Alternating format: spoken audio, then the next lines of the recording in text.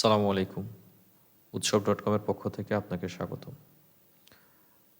আমরা এই ভিডিওটিতে দেখব কি করে ইনডোর পেশেন্ট বা ভর্তি রোগীর ডায়াগনস্টিকের মানে রিসিপ্ট করতে হয়। এর জন্য আমরা ডায়াগনস্টিক মডিউলে মানে রিসিপ্ট অপশনে ক্লিক করলে ক্রিয়েট মানে রিসিপ্ট যে মেনুটি পাবো এখানে ক্লিক করব।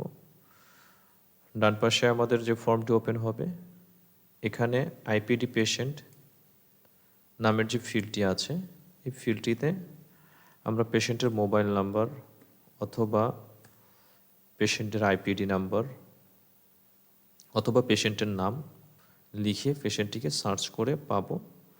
তারপর এখান থেকে আমরা পেশেন্টটিকে সিলেক্ট করে নিব। এরপর আমরা সরাসরি চলে আসবো ইনভেস্টিগেশন সিলেক্টের অপশনে। আইপিডি পেশেন্টের ক্ষেত্রে পেশেন্টের নাম, বয়স, ডক্টর সকল ইনফরমেশন অটোমেটিক্যালি ফিল আপ হয়ে থাকে।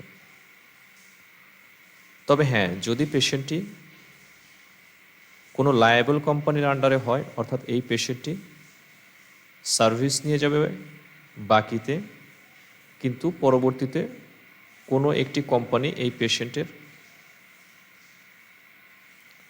বিল প্রদান করবেন অথবা এই পেশেন্টটি কোনো একটি কোম্পানির কর্পোরেট সার্ভিসের আওতাভুক্ত, সেক্ষেত্রে আমরা লায়েবল কোম্পানিটি সিলেক্ট করে নেব।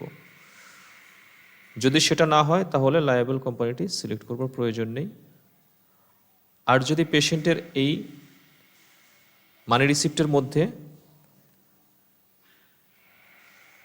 ব্লাড ক্রস ম্যাচিং এই সার্ভিসটি আমাদেরকে ইনক্লুড করতে হয়, সেক্ষেত্রে আমরা হ্যাশ ডোনারে ক্লিক করে ডোনারের নাম, বয়স, জেন্ডার এগুলো আমরা লিখে দিব। আর যদি না থাকে ব্লাড ক্রস ম্যাচিং, সেক্ষেত্রে আমাদের হ্যাশ ডোনারে ক্লিক করবার প্রয়োজন নেই। তো আমরা সরাসরি ইনভেস্টিগেশন সিলেক্ট করব। ইনভেস্টিগেশন সিলেক্ট করার অপশন আমরা কোড বা নাম দিয়ে সার্চ করতে পারি। আমরা কোডের মাধ্যমে সার্চ করলে যে ইনভেস্টিগেশনটি আছে সেই ইনভেস্টিগেশনের উপরে যখন ব্লু কালার আসবে তখন আমরা এন্টার প্রেস করলে অটোমেটিক্যালি ডাটাটি গ্রিডে অ্যাড হয়ে যাবে। আবার আমরা এটাকে সার্চ করে নিয়ে আমরা মাউসের মাধ্যমে এখানে ক্লিক করতে পারি। ক্লিক করে অ্যাড বাটনে মাউসের মাধ্যমে প্রেস করলে টেস্টটি গ্রিডে যোগ হয়ে যাবে। আর আমাদের নিচে নিডেলের প্রাইস, টিউবের প্রাইস অটোমেটিক্যালি অ্যাড করবার অপশনও আছে। আবার অটোমেটিক্যালি যদি আপনি অ্যাড করতে না চান সেই অপশনও আছে। আপনার কোম্পানির নিয়ম অনুযায়ী এটা আপনি সেট আপ করতে পারবেন। এরপর ডিসকাউন্ট যদি দেওয়ার ব্যাপার থাকে আমরা ডিসকাউন্টটা দিব। আমরা এটা টাকাতে দিতে পারি, পার্সেন্টেজেও দিতে পারি, যে কোনোভাবে দিতে পারি।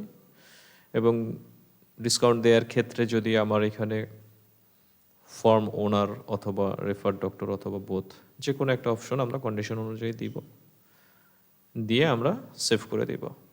আইপিডি পেশেন্টের ক্ষেত্রে আমাদের এখান থেকে ক্যাশ রিসিভ করবার কোনো অপশন নেই।